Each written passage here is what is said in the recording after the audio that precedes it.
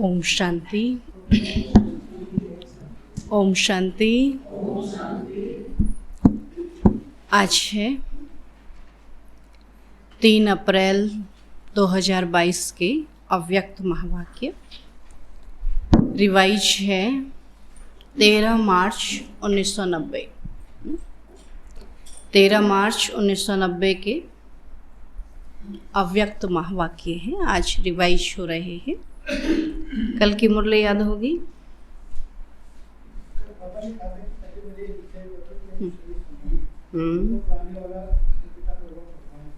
स्वयं भगवान हमको पढ़ा रहे हैं ना। हम भगवान के सम्मुख बैठे हैं। वो हमारा बाप भी है और हमारा टीचर भी।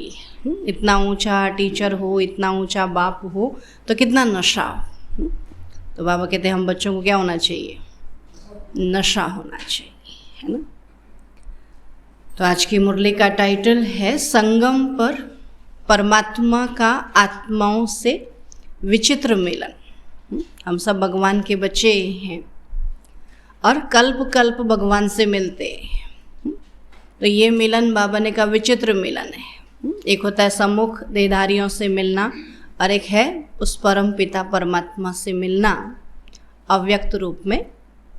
तो आज अनेक बार मिलने वाले सिक्की लधे बच्चे फिर से आकर मिले। तो आज पहली बार नहीं आए। आज बाबा ने क्या कह दिया? कल्प कल्प आए। तो आज अनेक बार मिलने वाले सिक्की लधे बच्चे फिर से आकर मिले हैं। तो बाप भी उसी पहचान से बच्चों को देख रहे हैं और बच्चे भी उसी अनेक बार मिलने वाली स्मृति से मिल रहे हैं कि आज हम पहली बार नहीं बल्कि अनेक बार मिल चुके हैं और आज फिर से मिल रहे हैं। तो यह आत्मा और परमात्मा बाप का विचित्र मिलन है। सारे कल्प में कोई भी आत्मा इस स्मृति से नहीं मिलती कि अनेक बार मिलने के बाद फिर से मिले। दुनिया में कोई कहता हम अनेक बार मिले, है ना। कई बार हम किसी को देख के कहते हैं कि आपको देखा हुआ लग रहा है ना। क्या पहले कभी मिले हो? बोलते नहीं, पहले तो कभी नहीं मिले। लेकिन बाबा कहते 5000 वर्ष पहले भी मिले थे, अभी भी मिल रहे हैं। इसलिए क्या लगता है कई बार किसी को देख करके कि हम पहले भी मिले, है ना। तो ऐसा बाबा कहते हैं और किसी को स्मृति नहीं आती, लेकिन बाबा ये स्मृति दिलाते हैं कि अनेक बार मिलने के बाद फिर से मिले हैं। चाहे समय प्रति समय धर्म पिताएं आए हैं और अपने फॉलोअर्स को ऊपर से नीचे लाए। उन धर्म पिताओं ने क्या किया? वो खुद आए तो उनके पीछे पीछे उनकी फॉलोअर्स आत्माएं, जो धर्म की आत्माएं थी, वो भी नीचे आई क्योंकि वो तो परम धाम की रहने वाली थी।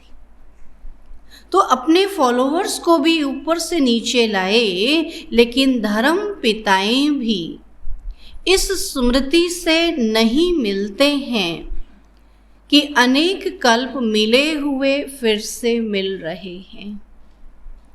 तो इस स्पष्ट स्मृति से सिवाय परम पिता के कोई आत्माओं से मिल नहीं सकते।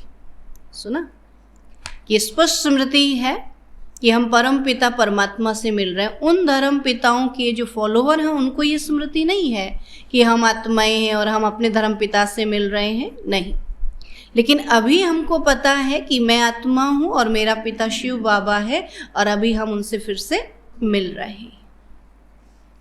चाहे इस कल्प में पहली बार ही मिलते हैं, लेकिन मिलते ही पुरानी स्मृति, पुरानी पहचान जो आत्माओं में संस्कार के रूप में रिकॉर्ड भरा हुआ है, वह इमर्ज हो जाता है ना। आज कई बच्चे पहली बार आए हैं ना, तो बाबा क्या कहता?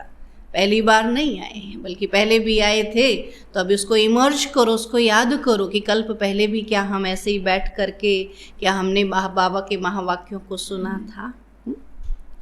तो बाबा कहते हैं पुरानी पहचान जो आत्माओं में संस्कार के रूप में रिकॉर्ड भरा हुआ है वह इमर्ज हो जाता है और दिल से यही स्मृति का आवाज आता है कि यह वही मेरा बाप है। है ना। आत्मा का पिता कल्प कल्प वाला वही है। बच्चे कहते तुम हो मेरे, और बाबा कहते तुम हो मेरे, है ना। बाबा से हम बच्चे कहते बाबा तुम मेरे हो, बाबा कहते तुम मेरे बच्चे हो। तो मेरा संकल्प उत्पन्न हुआ और उसी सेकंड उस शक्तिशाली स्मृति से, संकल्प से नया जीवन और नया जहान मिल गया, है ना। है पुरानी दुनिया में, लेकिन पुरानी दुनिया में रहते हुए बाबा का बनना माना नया जीवन, नया जहान, है ना। कई लोग बाबा के घर में आते हैं तो कहते हैं ना, कई बार हमको नहीं लगता कि हम इसी दुनिया में बैठे, हाँ, ऐसा लगता कहीं नई दुनिया में, अलग दुनिया में बैठे। तो नया जीवन है ना, बाबा का जो ज्ञान ही नया है, तो ये जहान भी नया है, ये ब्राह्मणों का परिवार भी नया है। तो नया जीवन और नया जहान मिल गया और सदा के लिए मेरा बाबा इस स्मृति स्वरूप में टिक गए कि शिव बाबा किसका है? मेरा है। हमारा है कि मेरा है? मेरा है। हा? तो हर एक क्या कहता है? मेरा है। मैं कहूंगी मेरा है। हा? मुझे पहले मिला मेरा है या सबका है? सबका है ना। हा? तो हर एक कहता मेरा बाबा है। तो मेरा बाबा इस स्मृति स्वरूप में टिक गए। जैसे कि स्मृति स्वरूप बने तो स्मृति के रिटर्न में समर्थी स्वरूप बने। जैसा लगता कि मेरा बाप इतना ऊंचा सर्वशक्तिवान, तो हमारे अंदर भी क्या आ जाती है? शक्ति आ जाती है, तो समर्थी स्वरूप बन जाती है। तो समर्थ स्वरूप बन गए ना। बाबा पूछते कि कमजोर स्वरूप तो नहीं हो ना, क्या करूं, कैसे करूं? अरे कहते क्या है? मेरा बाप कौन है? सर्वशक्तिवान है, सर्वोपरि है, सर्वश्रेष्ठ है, और मैं, हाँ, फिर मैं कमजोर कैसे हो सकती? तो मैं भी तो कौन हूं? मास्टर सर्वशक्तिवान हूं ना। तो बाबा कहते और जो जितना स्मृति में रहते हैं उतना समर्थियों का अधिकार स्वतः ही प्राप्त करते हैं। जैसे लौकिक में भी देखो, जब पिता ऊंच गद्दी पर होता है, ऊंच पद पर होता है, तो बच्चे को कितना नशा होता है। हाँ, तो यहाँ तो हमारा बाप कौन है? सर्वशक्तिवान स्वयं भगवान, जिसके पीछे सारी दुनिया भाग रही है, और वो हमारे को कहता तुम मेरे बच्चे। तब बाबा कहते कि ये समर्थियों का अधिकार स्वतः ही प्राप्त करते हैं जितना स्मृति रहती है। और जहाँ स्मृति है, जहाँ बाबा की याद है, वहाँ समर्थी है ही है।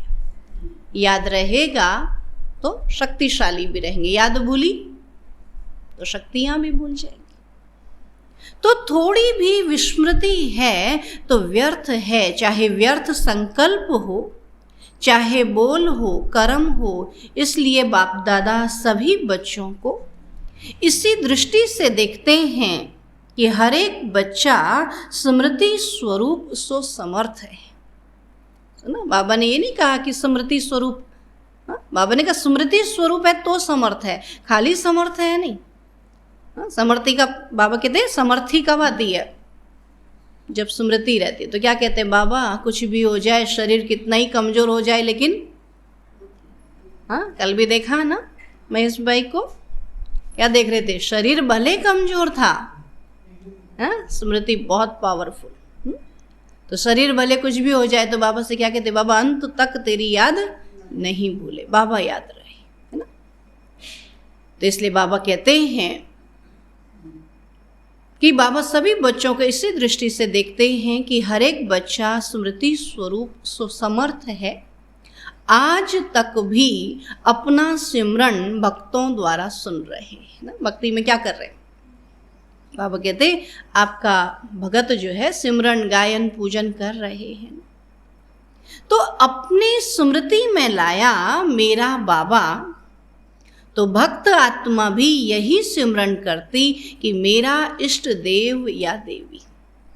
मैंने मेरा बाबा कहा, इतना कहा कि भक्त क्या कहते? ये मेरी देवी है या ये मेरी इष्ट है। तो जैसे आपने अति प्यार से दिल से बाबा को याद किया, उतना ही भक्त आत्माएं आप इष्ट आत्माओं को दिल से अति प्यार से याद करती है। रिटर्न मिलेगा ना, मैंने बाबा को याद किया तो बाबा कहते बाबा फिर दुनिया के जो भक्त आत्माएं हैं वो मुझे भक्ति में याद करेंगे। तो आप ब्राह्मण आत्माओं में भी कोई दिल के स्नेह संबंध से याद करते हैं और दूसरे दिमाग द्वारा नॉलेज के आधार पर संबंध को अनुभव करने का बार बार प्रयत्न करते हैं, है ना। एक होता दिल से का मेरा बाबा, तो दुनिया में भी होता है ना, कई बार किसी को संबंधों का पता नहीं होता, इतने संबंध हो गए खिचड़ी हो गई, बोला संबंध छोड़ो, आप मुझे अच्छे लगते हो बस हो गया, क्या संबंध है क्या है कुछ नहीं जानते। ऐसे बाबा कहते कि क्या संबंध है कैसे वो नहीं जानते, लेकिन वो मेरा बाबा है, बस मुझे उससे प्यार है ना, बाकी मैं संबंध जानूं या नहीं जानूं।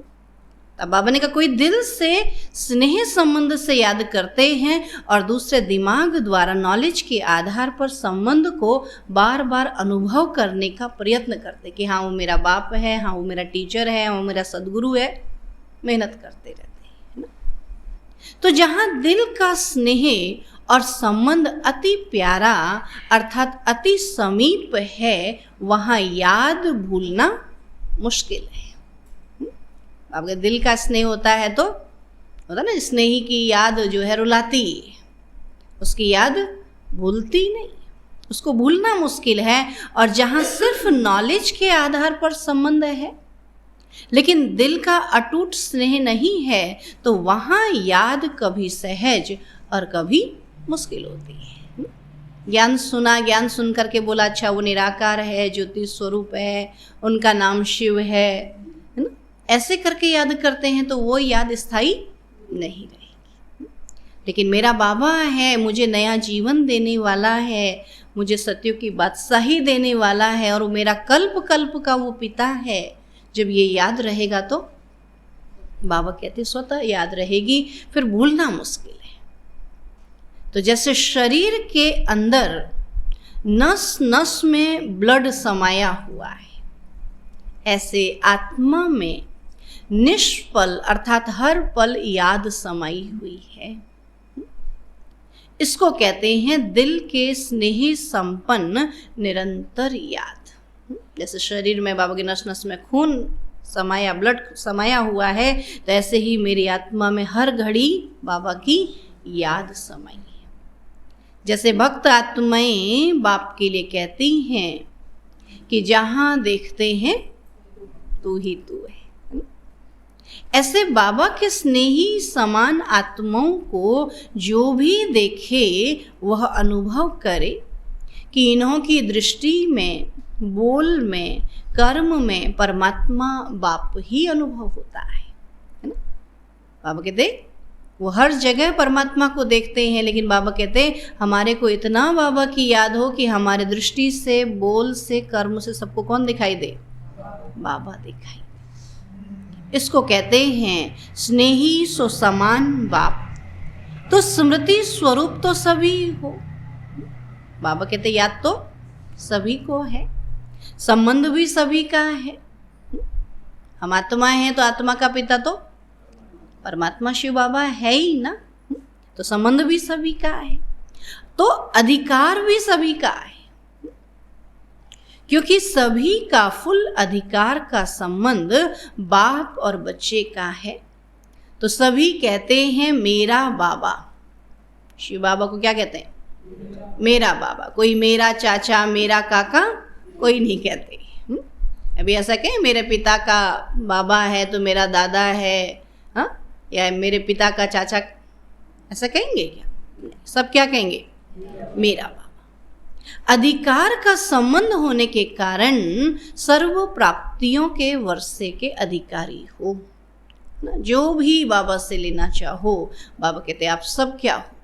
वर्षे के अधिकारी हो। चाहे 50 वर्ष वाले हैं, चाहे 6 मास वाले हैं, मेरा कहने से अधिकारी तो बन ही गए। लेकिन अंतर क्या होता है? बाप अधिकार तो सभी को एक जैसा देता है, क्योंकि अखुट वर्षा देने वाला दाता है। 2.5 लाख तो क्या, लेकिन सर्व आत्माएं भी अधिकारी बने, उनसे भी अथाह खजाना बाबा के पास है। 2-2.5 लाख बाबा के उस समय बच्चे होंगे ना, तो बाबा ने 2-2.5 लाख क्या लेंगे, सारे बच्चे भी बाबा के बन जाए, बाबा तो सागर है ना। बाबा कहते कि अथाह खजाना बाबा के पास है तो कम क्यों दें। तो दाता सभी को देता है, बाबा के देता सभी को एक जैसा है, लेकिन लेवता में फर्क है। बाबा देता सबको एक जैसा है, लेकिन हम लेने में हमारी झोली कैसी है, सबकी एक जैसी है, कैसी है, हाँ कितनी भरती है ना। किसी की भरती है, किसी की झोली में छेद है, किसी की झोली छोटी है, कोई एक चम्मच से भर जाती है, कोई एक कटोरे से भर जाती है। तो अभी हमारी झोली को हमको क्या करना है, बड़ा करना है ना। तो बाबा ने कहा देने वाला सबको एक जैसा देता, लेकिन लेवता में फर्क है। कोई प्राप्तियों के वर्षे को या खजाने को समय प्रमाण स्वयं प्रति या सेवा प्रति कार्य में लगाकर उसका अनुभव करते हैं, इसलिए बाबा का खजाना अपना खजाना बना देते हैं, अर्थात अपने में समा देते हैं ना। बाबा ने ज्ञान सुनाया और हमने वो दूसरे को सुनाया और तीसरे को सुनाया, चौथे को सुनाया, सुनाते सुनाते क्या होता है, वो याद हो जाता है। फिर क्या कहते हैं, मैंने सुनाया, मैंने उसको ऐसा दिया। तो मैंने दिया या बाबा ने दिया, दिया तो बाबा ने था, लेकिन मैंने जैसे जैसे बांटा तो वो किसका हो गया, फिर मेरा हो गया। लेकिन हम क्या करते हैं, सुना और ख़त्म, देते हैं किसी को। तो खजाना जब हम बांटते हैं तो वो खजाना हमारा हो जाता है। अब बाबा कहते हैं कि कोई प्राप्तियों के वर्षे को या खजाने को समय प्रमाण स्वयं प्रति या सेवा प्रति कार्य में लगाकर उसका अनुभव करते हैं ना। जैसे आप देखेंगे कोई पैसा किसी को मिलता है, पैसा घर में जब हम देखते हैं तो सबको बराबर मिलता है ना, जब भी माँ बाप देते हैं तो सबको बराबर। कोई उसको क्या करता है, कार्य में लगा देता है, बीज बो देता है तो उसका कई गुना, और कोई उसको बैंक में जाकर रख देता है तो उसका कितना मिलेगा, उतना ही मिलेगा। तो अभी मैंने क्या किया, बाबा ने जो मुझे दिया था मैंने उसका बीज बोया या रख दिया। सब चुप है, कितनों को बीज बोया, रख दिया, बैंक में रख दिया संभाल के। हाँ बोना था, और जब बीज रख देते हैं तो क्या होता है, खराब हो जाता है, उसकी वैल्यू ख़त्म हो जाती है ना। उस समय ब्रह्मा बाबा की जीवन कहानी में सुनाते हैं ना कि जब बाबा ने बिजनेस पार्टनर से कहा कि बंटवारा कर दे, तो उस पार्टनर ने क्या किया, अपने ने पैसे रख लिए और बाबा को हीरे मोती दे दिए कि मुझे तो इनकी वैल्यू है नहीं, पता ही नहीं है, तो ही रख ले, है ना। कराने वाला बाबा देखो, पैसे की वैल्यू ख़त्म हो गई और हीरे जवाहरात की वैल्यू बढ़ गई। तो ऐसे ही बाबा कहते पैसे की वैल्यू खत्म हो जानी, अगर वो यूज में लगा देंगे, कार्य में लगा देंगे तो क्या होगा, वही हीरे बन जाते हैं ना। जिन्होंने पैसे को समय पर कार्य में लगाया तो उसका फल मिला, और जिसने रख दिया वो उतने का उतना ही रहा। तब बाबा कहते ऐसे ही बाबा ने हमको हर एक खजाना दिया है, ज्ञान का, शांति का, प्रेम का, गुणों का, सब खजाने दिए। तो इसलिए हर एक खजाने को यूज करने के अनुभव से खुशी और नशे में रहते हैं, शुद्ध नशा, उल्टा नहीं। और दूसरा खजाना मिला है, इस खुशी में रहते हैं। एक को खजाना मिलता, उस खजाने को यूज कर देते, उस खुशी में रहते हैं कि मैंने खजाना बांटा। और दूसरा क्या होता कि हमको खजाना मिला है, इस खुशी में रहते हैं। हमको खजाना मिला, हमने उसको बांटा, वो कहाँ तक पहुँच गया, उसका कितना गुना बन गया। और एक मुझे मिला है, मैंने रखा है, तो वो क्या हो जाएगा फिर। तब बाबा कहते हैं कि एक को शुद्ध नशा है कि मुझे खजाना मिला है, उल्टा नहीं, और दूसरा खजाना मिला है, इस खुशी में रहते हैं, मेरा है, लेकिन सिर्फ मेरा है और उसको कार्य में नहीं लगाते। मेरी चीज़ को मैं क्या करूं, जैसे मर्जी कार्य में लगाऊं, और मेरी चीज़ को मैं कार्य में लगाऊंगी तो उसका मुझे क्या मिलेगा? आपने देखा होगा, जो खुशी लेने में नहीं है वो खुशी देने में है। क्यों ना? क्योंकि देने से वो बढ़ रहा है ना। हमने खुशी दी, हमको खुशी मिल रही है, हमने प्यार दिया, प्यार मिल रहा है, तो हमको देने में खुशी। खाली मिल गया, रख दिया, कोई वैल्यू नहीं। तब बाबा कहते हैं कि मेरा है और उसको कार्य में नहीं लगाते हैं। कोई भी अमूल्य वस्तु को सिर्फ अपने पास स्टॉक में जमा कर लिया, लेकिन सिर्फ जमा करने और यूज करने की अनुभूति में अंतर है। जितना कार्य में लगाते हैं उतनी शक्ति और बढ़ती है। वह सदा नहीं करते, कभी कभी करते। इसलिए सदा वालों में और कभी कभी वालों में अंतर पड़ जाता है। कि हमको बाबा ने सब कुछ दिया, जो भी इस दुनिया में हमको मिला है, तन मन धन समय श्वास संकल्प, ये वस्तु पदार्थ संबंध, सब बाबा ने हमको बीज दिया है, और इसको जितना बोएंगे बढ़ेगा। तब बाबा कहते हैं कार्य में लगाने की विधि यूज नहीं करते, तो दाता अंतर नहीं करता है, लेकिन लेवता में अंतर हो जाता है। तो आप सभी कौन हो? देवता कि लेवता? अभी तो बाबा कहते बाबा से लेवता, फिर औरों को देवता। तो कार्य में लगाने वाले या सिर्फ जमा देखकर खुश होने वाले? बाबा ने हमको दिया, हम खुश हैं। क्या क्या दिया बाबा ने? क्या क्या दिया? बस ये जमीन, ये घर, ये बच्चे, ये मकान, ये गाड़ियां किसने दी? कहीं से लेके आए थे? हमने ज्ञान गुण शक्तियां कहा, ये भी तो सब बाबा ने दिया है, नहीं दिया? पैदा होते लाए थे कहीं से? हाँ, बाबा ने ज्ञान गुण दिए, तभी तो ये सब चीजें हमने कमाई, है ना? तो फिर हमने ज्ञान योग को तो लगाया कार्य में, फिर इन चीजों को भी लगाया, इसलिए उतने तक है। और जिन्होंने इसको लगा दिया उसे कई गुना हो गया है ना? तब बाबा कहते हैं कि कार्य में लगाने वाले या सिर्फ जमा देख खुश होने वाले हो, पहला नंबर वाले हो या दूसरा नंबर हो? पहला कि दूसरा? पहला। बाप दादा को तो खुशी है कि सभी नंबर 1 हैं, या इस समय नंबर 1 हो। यहाँ बैठे नंबर 1, घर गए तो बाप दादा सदैव कहते हैं सदा बच्चों के मुख में गुलाब जामुन हो। दुनिया वाले क्या कहते? बाबा ने कहा जो कहा वह किया, अर्थात सदा गुलाब जामुन मुख में है। दुनिया वाले कहते हैं मुख में गुलाब, लेकिन गुलाब से मुख मीठा नहीं होगा, गुलाब जामुन से मुख मीठा होगा। इसलिए गुलाब जामुन मुख में हो तो सदा ही ऐसे मुस्कुराते रहे। अच्छा, कई नए नए फिर से मिलने पहुंच गए हैं, जो भी इस कल्प में फिर से मिलन मना रहे हैं, उन बच्चों के लिए विशेष बाप दादा स्नेह का वरदान देते हैं। सुना, बाबा विशेष स्नेह देता कि सदा अपने मस्तक पर बाबा का हाथ अनुभव करते चलो, कि मेरे सिर के ऊपर बाबा का हाथ है। जिसके सिर पर बाबा का हाथ है वो सदा इस वरदान के अनुभव से सब बातों में सेफ है। जिसके ऊपर भगवान का हाथ है उसको क्या चिंता है? तो यह वरदान का हाथ हर बात में आपकी सेफ्टी का साधन है, और सबसे बड़े से बड़ी सिक्योरिटी भी यही है। दुनिया में किसी का हाथ हो या न हो, क्या कहते हैं, हमारे ऊपर तो भगवान का हाथ है ना?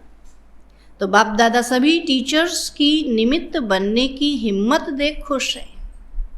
टीचर को टीचर बनने के लिए क्या चाहिए? फिर हिम्मत चाहिए ना। जब टीचर बनते तब थोड़ी पता होता है इतनी जिम्मेवारी होगी। हाँ, तो हिम्मत रख निमित्त तो बन ही जाते हो ना। तो टीचर निमित्त बनना अर्थात बेहद की स्टेज पर हीरो पार्ट बजाना, जैसे हद की स्टेज पर हीरो पार्टधारी आत्मा की तरफ सबका विशेष अटेंशन होता, ऐसे जिन आत्माओं के निमित्त बनते हो, विशेष वह और जनरल सर्व आत्माएं आप निमित्त बनी हुई टीचर्स को उसी दृष्टि से देखते हैं। तो सभी का विशेष अटेंशन होता है ना, कि देखो अब क्या करती है दीदी, है ना, ऐसा कहते हैं ना, कि देखो अब ये परिस्थिति आ गई, फिर जैसा करते हैं तो फिर वैसे ही सब फॉलो करते हैं। तो कहा सभी का विशेष अटेंशन होता है, तो टीचर्स को अपने में भी विशेष अटेंशन रखना पड़े, क्योंकि सेवा में हीरो पार्टधारी बनना अर्थात हीरो बनना। तो दुआएं भी टीचर्स को ज़्यादा मिलती हैं, और जितनी दुआएं मिलती हैं उतना अपने ऊपर ध्यान देना आवश्यक है। तो ये भी ड्रामा अनुसार विशेष भाग्य है ना। बाबा कहते ये भी भगवान ने चुना है, तो ये भी विशेष भाग्य है। तो सदा इस प्राप्त हुए भाग्य को बढ़ाते चलो। 100 से 1000, 1000 से लाख, लाख से करोड़, करोड़ से पदम, पदम से भी पद्मा पदम, सदा इस भाग्य को बढ़ाते चलना है। बाबा कहते भाग्य खत्म नहीं करना, उसको बढ़ाते चलना है। इसको कहते हैं योग्य आदर्श टीचर। तो बाप दादा निमित्त बने हुए बच्चों का सिमरन जरूर करते हैं, और सदा अमृत वेले वाह बच्चे वाह यह दुआएं देते हैं। तो सुना सेवाधारियों ने, टीचर्स माना नंबर 1 सेवाधारी। अच्छा, चारों ओर के अनेक कल्प न्यारा और प्यारा मिलन मनाने वाले, न्यारे भी और प्यारे भी है, मिलन भी और पता भी नहीं।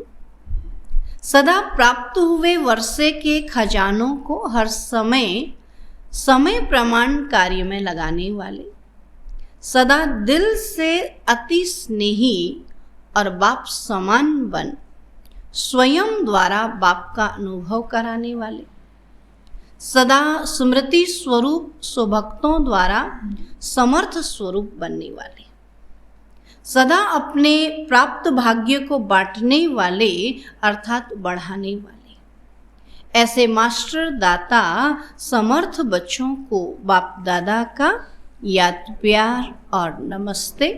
हम रूहानी बच्चों की रूहानी बाप दादा को नमस्ते नमस्ते नमस्ते। फिर डबल विदेशी भाई बहनों से ग्रुप वाइज मुलाकात बाबा ने की। बाबा उनसे पूछते, सभी अपने को बहुत बहुत भाग्यवान समझते हो?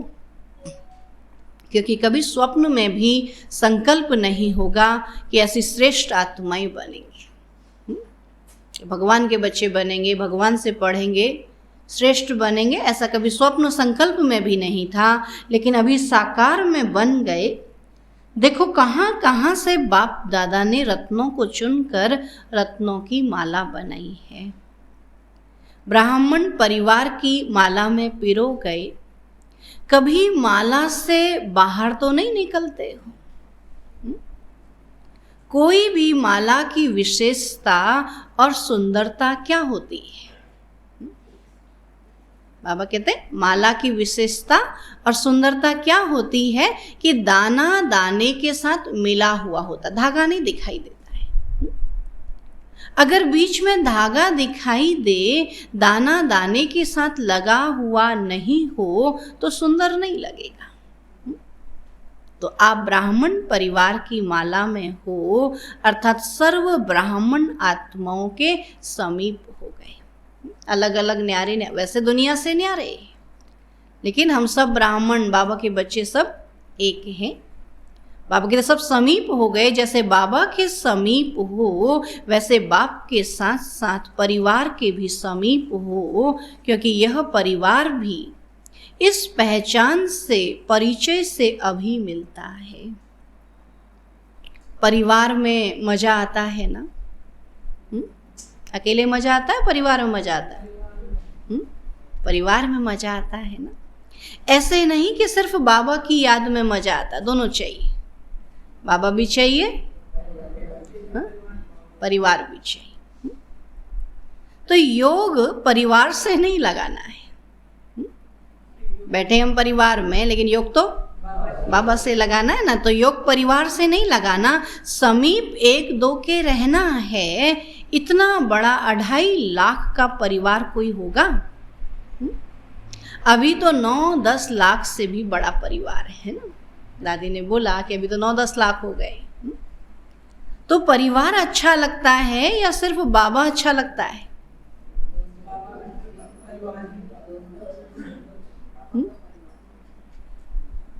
बाबा का परिवार, बाबा भी अच्छा लगता, बाबा का परिवार भी अच्छा लगता। तो जिसे सिर्फ बाबा अच्छा लगेगा वो परिवार में नहीं आ सकेगा। जिसको बाबा अच्छा लगेगा वो कहाँ बैठेगा? बाबा के पास परम नाम, सूक्ष्म वतन में कोई नहीं बैठता है ना, वो बाबा के साथ परम नाम में बैठा रहेगा फिर। और जिसको परिवार भी अच्छा लगेगा वो परिवार के साथ सतयुग में भी आएगा। अभी बताओ, परिवार अच्छा लगता है या बाबा भी अच्छा लगता है? दोनों में अच्छा लगेगा ना, तभी तो सतयुग में आएंगे। परिवार में रॉयल फैमिली भी तो चाहिए ना। अकेला क्या करेंगे परम धाम अकेले बैठ करके? पुरुषार्थ हम कर रहे हैं स्वर्ग में जाने के लिए, और यहाँ परिवार से मतलब नहीं रखे तो कैसे स्वर्ग में जाएंगे? तो जिसे सिर्फ बाबा अच्छा लगेगा वो परिवार में नहीं आ सकेगा। तो बाप दादा परिवार को देख सदा हर्षित होते हैं, और सदा एक दो की विशेषता को देख हर्षित होते हैं, है ना। दुनिया में भी परिवार अच्छा लगता, दुनिया में भी अकेले रहना अच्छा नहीं लगता, है ना। हम बाबा के बच्चे भी कई बार धमकी देते अपने परिवार वालों को, क्या कहते हैं? हम चले जाएंगे मधुबन में, अपने परिवार के साथ तो रह ना सके, हाँ रह लेंगे, तो इसलिए अपने ही परिवार में रहना। कई कल भी हमारी चिट चैट हो रही थी, बच्चे कहते हैं हम चले जाएंगे। मैंने कहा चले जाओगे? तुम जब तक बड़े होगे, माँ बाप बूढ़े हो जाएंगे तो उनको तो छोड़ नहीं सकते ना। तो कोई किसी को छोड़ के जाने की बात नहीं है, बाबा को पकड़ने की बात है। बाबा कहते हैं परिवार में रहने की बात है, परिवार से निकलना नहीं, परिवार को मिला के चलना है ना। तब बाबा कहते हैं हमको वो परिवार को मिला के भी चलना है, तो ये परिवार को मिला के भी चलना है।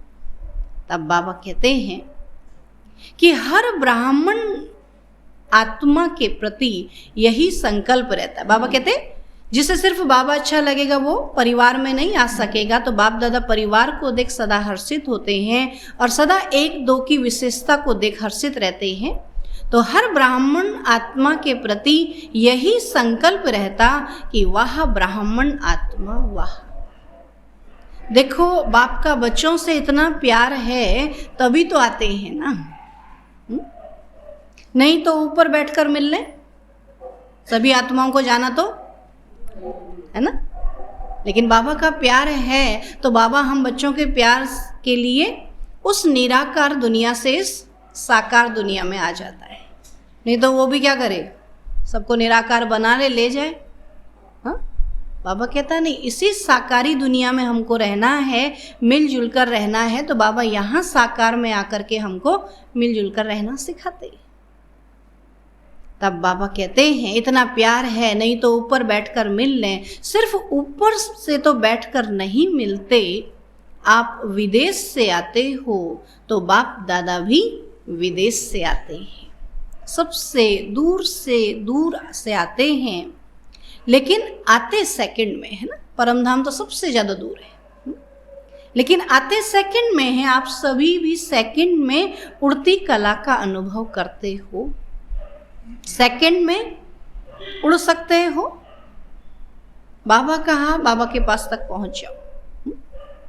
इतने डबल लाइट हो, संकल्प किया और पहुंच गए। परमधाम कहा और पहुंचे। ऐसी प्रैक्टिस है। बाद में बाबा ऐसे प्रैक्टिस कराते थे, है ना। सभा में बिठाते थे, बोला चलो 1 सेकंड में पहुंच जाओ, तो बाबा चुप हो जाते थे। तो कहाँ अटक तो नहीं जाते हो। बाबा ने ओढ़ो कहा तो परमधाम पहुंच जाओ। बाबा कहते कहीं अटक तो नहीं जाते, बीच में कुछ अटकने का तो है ही नहीं, तो अटकेंगे कहाँ। तो कभी कोई बादल तंग तो नहीं करते? केयरफुल भी है और क्लियर भी ऐसे है ना। तो डबल विदेशी बच्चों को आते ही सेंटर मिल जाते हैं, क्योंकि विदेशों में सेवा कम है। तो जो आए फिर वो सेवा भी संभाले और अपनी नौकरी भी करे। बहुत जल्दी टीचर बन जाते हैं, इसलिए सेवा की भी दुआएं मिलती हैं। तो दुआएं मिलने की विशेष लिफ्ट मिलती है, साथ साथ आते ही इतने बिजी हो जाते हो जो और बातों के लिए फुर्सत ही नहीं मिलती। इसलिए बिजी रहने से घबराना नहीं। अब कितने बिजी रहो, बिजी रहने से घबराना नहीं, ये गुड साइन है। अगर बहुत बिजी हैं तो बहुत अच्छा है। कई कहते हैं ना, लौकिक कार्य भी करें, फिर अलौकिक सेवा भी करें और अपनी सेवा भी करें, ये तो बहुत बिजी रहना पड़ता है। लेकिन यह बिजी रहना अर्थात मायाजीत बन जाना, फिर माया को समय है आने का। तो मायाजीत बन जाना, तो यह ठीक लगता है या लौकिक जॉब करना मुश्किल है? लौकिक जॉब, नौकरी जो करते हैं उसमें जो कमाई होती है वह कहाँ लगाते हो? जैसे समय लगाते वैसे धन भी लगाते। तो तन मन धन तीनों ही लग जाते हैं। बाबा की सेवा में फिर क्या होता है? तन मन धन तीनों लग जाते हैं, सफल हो जाता है ना। तन भी सफल हो गया, मन भी सफल हो गया, धन भी सफल हो गया। इसलिए थकना नहीं, सेंटर खोलते हो तो कितनी आत्माओं का संदेश सुनते ही कल्याण होता है। तो मन और धन का कनेक्शन है। जहाँ हमारा मन होगा, तो आजकल मन कहाँ है? बोलो मन तो बाबा में है, हा? लेकिन आप देखो जहाँ हमारा धन जा रहा है तो माना हमारा मन भी, तो कहाँ है मन? अब देखो जहाँ धन इकट्ठा होगा वहीं मन होगा। बार बार गिनती करते हैं ना। अकाउंट्स खोलते हैं तो उसको चेक करते रहते हैं, कॉपी ले जाते हैं उसको भरते रहते हैं। तो मन भी फिर कहाँ होगा? वहीं होगा जहाँ लॉकर होगा। तो हमारा लॉकर तो कौन है? बाबा। तो हमारा मन तो वहीं होगा ना। तब बाबा कहते हैं जहाँ हमारा धन होगा वहाँ मन होगा, और जहाँ मन होगा वहाँ धन होगा। तो बाप दादा डबल विदेशियों को सर्व प्रकार से सफल करने में बिजी देख खुश होते। तो सभी गोल्डन चांसलर हो, सदा याद रखना कि सफलता मूरत है और सदा सफलता मेरे गले का हार है ना। इस समय बाबा कहते हैं अपना तन मन धन बाबा की सेवा में लगाओ। बाबा कहते हैं आपके पास धन है तो आप बाबा का घर बनाओ, बाबा की सेवा करो, और क्या खर्चा लगना है। विदेशों में सेवा करना कितना मेहनत है, और जो बच्चे वहाँ नौकरी कर रहे हैं वही सेवा करते हैं तो सेंटर चलाना सहज हो जाता है। वरना क्या होगा, एक बंदा जाएगा कहाँ से लाएगा खाने पीने का खर्चा। तो इसलिए नौकरी भी कर रहा है और सेवा भी कर रहा है। तो ऐसे कई बाबा के बच्चे हैं, है ना, भारत से विदेश गए हैं और वहाँ सेवा कर रहे हैं, अपना ही घर ले रखा है, वहीं पर बाबा की क्लास। कई बच्चे यहाँ के भी, है ना, सेवा कर रहे हैं। तो हर प्रकार से सेवा करते हैं ना। आपका बेटा भी तो सेवा करता है ना, दुर्गा बहन का बेटा, राम सिंह भाई का बेटा। तो ऐसे कई भाई हैं जो सेवा कर रहे हैं। बोला दीदी हमारा टाइम भी बच जाता है ना, और सेवा भी हो जाती, क्योंकि विदेशों में हिंदी इंग्लिश, क्योंकि अलग अलग देश में अलग अलग भाषा चलती है ना, अलग अलग भाषा चलती है। तो वहाँ पर हिंदी भाषा और अंग्रेजी भाषा वाले चाहिए, तो उनको सहज हो जाता है। वो दोनों भाषा जानते हैं, हिंदी भी जानते हैं और अंग्रेजी भी जानते हैं। तो बाबा कहते इससे अच्छा क्या है। तो सभी गोल्डन चांसलर हो, सदा याद रखना कि सफलता मूरत है और सदा सफलता मेरे गले का हार है। कोई भी कार्य करो तो पहले यह सोचो कि सफलता मेरे गले की माला है। जैसा निश्चय होगा वैसा प्रत्यक्ष फल मिलेगा। अच्छा, बाबा पूछते यह स्वीट साइलेंस प्रिय लगती है ना? क्योंकि आत्मा का ओरिजिनल स्वरूप ही शांति है, स्वीट साइलेंस है। तो जिस समय चाहो उस समय इस स्वीट साइलेंस की स्थिति का अनुभव कर सकते हो, क्योंकि आत्मा अभी इन बंधनों से मुक्त हो गई है। इसलिए जब चाहे तब अपने ओरिजिनल स्थिति में स्थित हो जाएं। तो बंधन मुक्त हो गए या होना है ना, मन का बंधन है। वैसे तो कोई बांधने वाला है नहीं, हा? वैसे तो बंधन मुक्त हैं, लेकिन जबरदस्ती दुनिया में बंधे हुए लगे हुए हैं ना। तो इस बार मधुबन में 2 शब्द छोड़कर जाना, समथिंग और सम टाइम। बाबा कहते ये पसंद है ना, सभी छोड़ेंगे, हिम्मत रखने से मदद मिल जाएगी, क्योंकि यह तो जानते हो कि 63 जन्म अनेक बंधनों में रहे और एक जन्म स्वतंत्र बनने का है।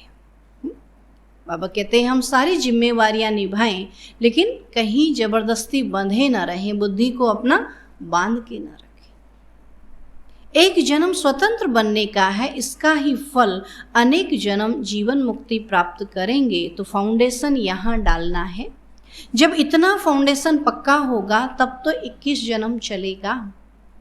तो जितना अपने में निश्चय करेंगे उतना ही नशा होगा। तो बाप में भी निश्चय, अपने में भी निश्चय और ड्रामा में भी निश्चय।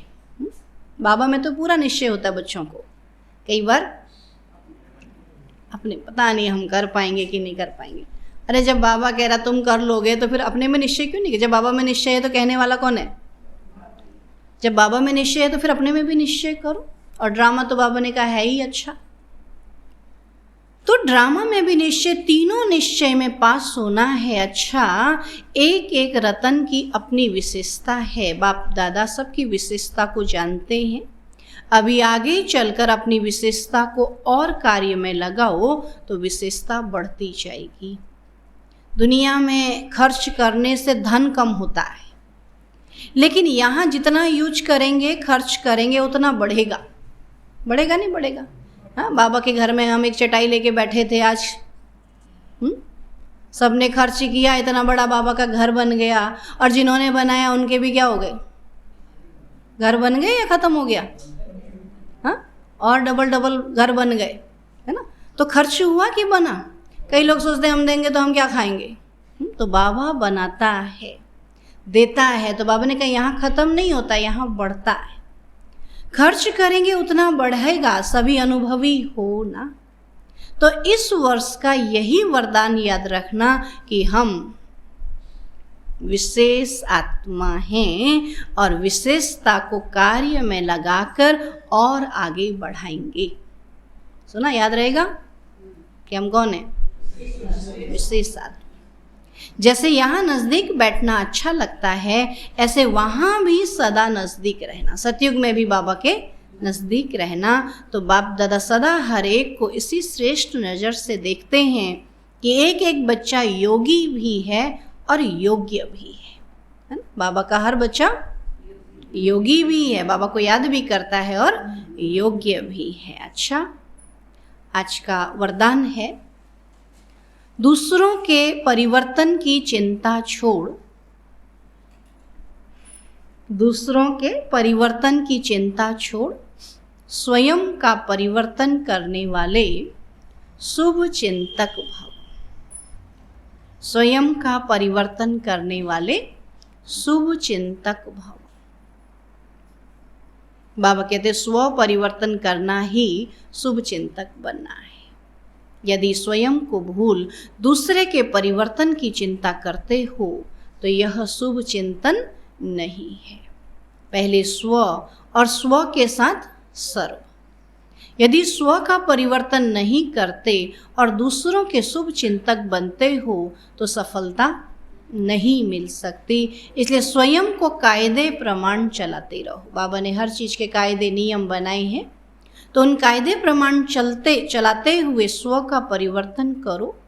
इसी में ही फायदा है। बाहर से कोई फायदा भले दिखाई ना दे, लेकिन अंदर से हल्कापन और खुशी की अनुभूति होती रहेगी, है ना। अगर कायदे में चलते तो बाबा कहते फायदा होता है, अंदर में हल्कापन रहता है और खुशी रहती कि हमने बाबा की शिक्षा को, बाबा के नियमों को पूरा पूरा फॉलो किया है। स्लोगन है, सेवाओं का सदा उमंग है तो छोटी छोटी बीमारियां मर्ज हो जाती है। सेवाओं का सदा उमंग है तो छोटी छोटी बीमारियां मर्ज हो जाती है ना। जैसे लौकिक में भी देखा है ना, क्या होता है जब घर में माँ की जिम्मेवारी होती खाना पीना बनाना, तो कितनी बीमार हो जाए तो क्या करती है, उठकर करती है ना। तो बीमारी धीरे धीरे फिर क्या होती है, ख़त्म हो जाती है। तो ऐसे बाबा कहते हैं यहाँ भी सेवाओं में बिजी रहेंगे तो हमारी बीमारियाँ सब खत्म हो जाएंगी। ठीक है, ओम शांति।